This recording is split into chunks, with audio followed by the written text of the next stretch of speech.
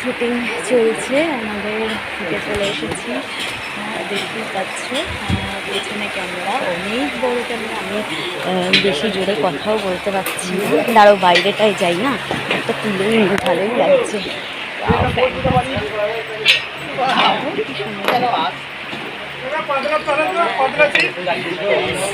অনেকদিন পর বিয়ে বাড়িতে চলে এলাম।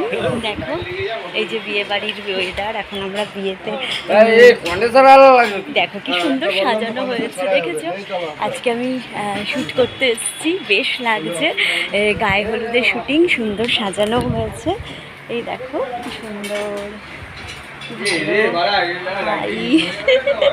বেশি জোরে কথা বলতে পারছি, একটা সত্যি ভালো লাগছে। দেখো আমাদের ওই পেছনে